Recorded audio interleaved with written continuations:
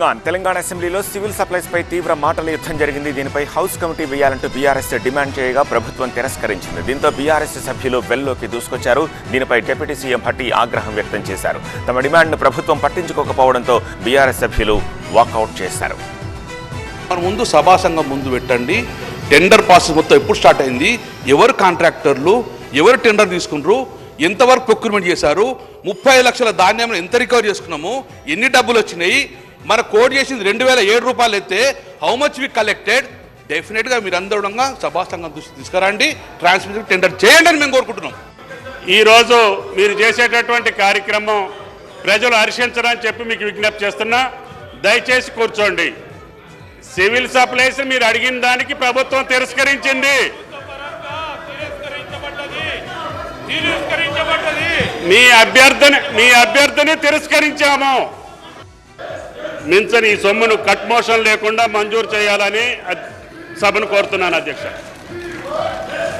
Varicose veins వ్యాధికి కేవలం 30 నిమిషాల్లో చికిత్స. కాల్ చేయండి 9989527715.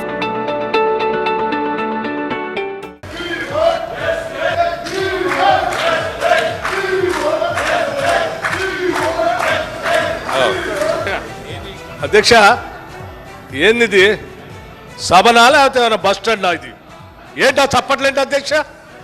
చప్పట్లేంటి అధ్యక్ష? ఇది 5 సంవత్సరాలు నేను అక్కడ సిఎల్పి లీడర్ కూర్చున్నాను. ఒక్కరోజైనా ఇచ్చారా? నేను వెళ్ళకి వచ్చామా? ఎట్లా ఒక్కరోజైనా వచ్చామా? ఎక్కడండి మంత్రులు చేశారు మీరు? ఇదే పద్ధతి? What is this? సారీ అధ్యక్ష, ఐఎమ్ నెవర్ ఎక్స్పెక్టెడ్ ఇట్లా ఈ రకంగా కూర్చొని సభ మధ్యలో కూర్చొని ప్రజాస్వామ్యాన్ని ప్రతీకగా ఉన్నటువంటి ఈ సభలో మధ్యలో కూర్చొని చప్పట్లు కొట్టుకుంటా ఇదేం ఆనందం? అధ్యక్ష. ఏం మీరు ఎప్పుడైనా మీరేదో ఇది కరెక్ట్ కాదు అధ్యక్ష. ఒకవేళ మీరు ఇట్లాగే చేయాలనుకుంటే కూడా this is not the way. మిల్లర్లకి మీరు సివిల్ సప్లైస్ డిపార్ట్మెంట్కి మీరు ఏదైతే టెండర్ పిలిచారో, నలుగురు ఎవరైతే టెండర్ పిలిచినాము, ట్రాన్స్పరెంట్గా పిలిచామని మంత్రి గారు చెప్పారో, మేము ఏమడిగాం అధ్యక్ష? ఆ నలుగురు ఎవరు? ఆ నలుగురు బియ్యం ఎందుకు కలెక్ట్ చేయట్లేదు, డబ్బులు ఎందుకు కలెక్ట్ చేస్తున్నారు? మా దగ్గర ఆధారాలు ఉన్నాయి అధ్యక్ష.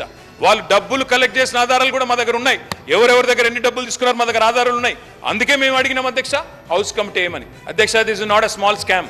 నేను మంత్రి గారిని అనట్లేదు. ఇందులో మంత్రి గారికి తెలియకుండానే చాలా జరుగుతున్నాయి ఈ గవర్నమెంట్ లో. 1100 కోట్ల కుంభకోణం ఇది. తప్పకుండా హౌస్ కమిటీ వేయాలి. What is this? Sweeping remarks చేస్తే, స్వీపింగ్ అలిగేషన్ చేస్తే ఏం సార్? వారు ప్రొటెస్ట్ చేస్తున్నారు. మేము వారు అడిగిన డిమాండ్ను తిరస్కరించాము. ప్రొటెస్ట్ చేయాల్సింది మళ్ళా తిరిగి డిబేట్లో సంబంధించి yes let them come in different form sir, we are ready to answer. Sir, ఇవాళ అధికారం ఉంది కదా, మేము బుల్డోజ్ చేస్తాము, మీ మాట వినము అంటే మీ ఇష్టం. మేము చేయగలిగింది ఏం లేదు. ప్రజల తరపున ప్రజల్లో ఉన్న అనుమానాలు, ఇక్కడ పెద్ద కుంభకోణం జరిగింది, మంత్రి గారి ప్రమేయం లేకుండానే జరిగింది అనే అనుమానాలు ఉన్నాయి. మాకు స్పష్టమైన సమాచారం ఉంది. మేము ప్రభుత్వాన్ని అడుగుయాము, హౌస్ కమిటీ ఏమన్నాం, స్పీకర్ గారి ముందు ఫైల్స్ పెట్టమన్నాం.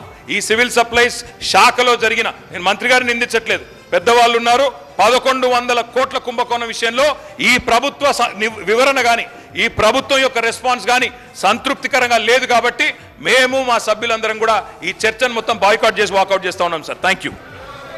సివిల్ సప్లైస్ డిపార్ట్మెంట్లో ఏం జరిగినా నేనే రెస్పాన్సిబుల్. సివిల్ సప్లైస్ డిపార్ట్మెంట్లో ఏమీ జరగలేదు. వాళ్ళు చెప్పిన ప్రతి విషయంకి చాలా వివరంగా రిప్లై ఇచ్చినాము. మాట్లాడేది పచ్చి అబద్ధాలు. ఏదో సన్న బియ్యంలో ఏదో కుంభకోణం జరిగినాడు. సన్న బియ్యం కొనుగోలు చేయలేదంటే మళ్ళీ దానికి ఏమైనా టెండర్ ఉందా, క్యాన్సిల్ అయిందా అని మాట్లాడితే ఏం జవాబు చెప్పాలి? తెలంగాణలో దొడ్డు ధాన్యానికి 2007, సన్న వడ్లకి 2400. అదే ధాన్యానికి వీళ్ళు ఉన్నప్పుడు ప్రైస్ 1700 వచ్చింది. అంటే 1100 కోట్ల రూపాయలు ప్రభుత్వానికి ఎక్కువ ఆదాయం వచ్చింది. వాళ్ళకి వేరే ఏ మతలబు ఉందో, ఎవరితో ఏ సంబంధాలు మాకు తెలియదు.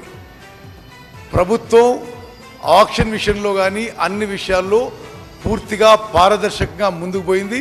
వాళ్ళ ప్రొటెస్ట్ అన్జస్టిఫైడ్, ఖండిస్తున్నాను. బియ్యం ధాన్యానికి సంబంధించిన సేకరణ మొదలైనప్పుడు ఒక 10 కేజీలు తరుగు పేరిట రైతులను మోసం చేసిన ఆనాటి ప్రభుత్వం రైతుల గురించి మాట్లాడే నైతిక హక్కు ఉందా అధ్యక్ష వారికి? పంట నష్ట పరిహారం 9 సంవత్సరాల కాలంలో ఒక్క మారు కూడా ప్రకృతి వైపరీత్యంలో రైతుకు నష్టం జరిగితే ఒక్క మారు కూడా పంట నష్ట పరిహారం ఇయ్యలేని ఆనాటి చేతగాని ప్రభుత్వంలో ఉన్న వారు ఈరోజు రైతుల గురించి మాట్లాడుతూ ఉన్నారు అధ్యక్ష.